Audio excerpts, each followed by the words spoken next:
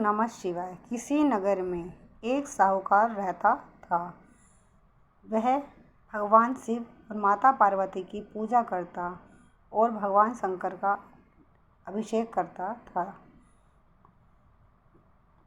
भगवान शंकर से एक बार माता पार्वती ने कहा कि आप इस साहूकार की मनोकामना अवश्य पूर्ण करें।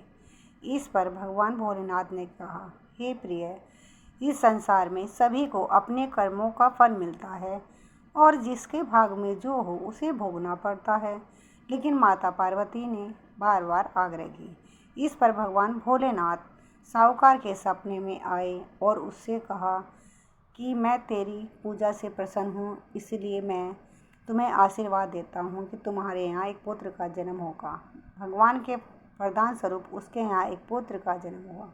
पुत्र की आयु जब 11 साल की हुई तो साहूकार ने पुत्र के मामा को बुलाया और उसे ढेर सारा धन देकर कहा कि तुम इस बालक को काशी विद्या प्राप्ति के लिए ले जाना। और मामा भांजे काशी की ओर चल दिए।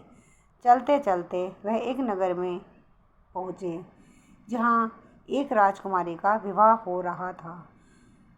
लेकिन जिस राजकुमार से उसका विवाह होने वाला था वह एक आंख से काना था। राजा ने अपने पुत्र के काना होने की बात छिपाने के लिए एक चाल सूझी। साहूकार के पुत्र को देखकर उसके मन में विचार आया, क्यों न राजकुमारी का विवाह मैं इसके साथ कर दूं।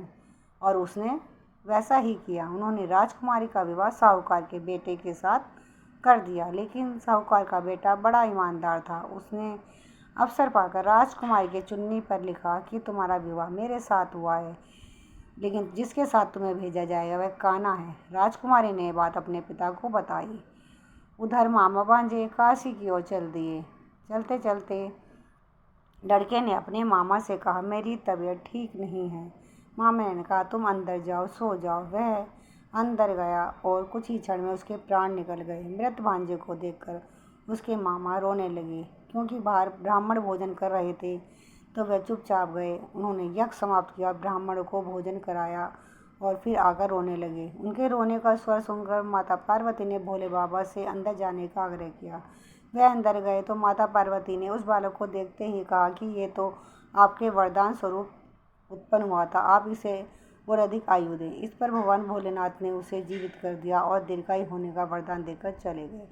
वह लड़का जीवित होकर अपने घर की ओर चल दिए। चलते चलते वह उस नगर में गए जहाँ उसका विवाह हुआ था। उस लड़के के ससुर ने उसे पहचान लिया और महल में ले जाकर खातिरदारी की और अपनी पुत्री को विदा किया।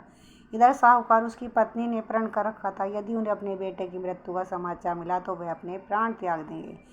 लेकिन अपने बेटे की जीवित होने का समाचार पाकर बेहद प्रसन्न हुए। उसी रात भगवान भोलेनाथ ने साहूकार के सपने में आकर कहा कि मैंने तेरे सोमवार व्रत करने पर प्रसन्न होकर तेरे पुत्र को लंबी आयु प्रदान की है। इस प्रकार जो कोई पूरी श्रद्धा से भगवान भोलेनाथ माता पार्वती की पूजा करता है उसकी सभी मनोकामनाएं पूर्ण होती हैं। शिव भोले हैं और भक्त प्रेमी भी। पूरी श्रद्धा से की गई सामान्य पूजा भी वह अंतर्मन से स्वीकार करते हैं।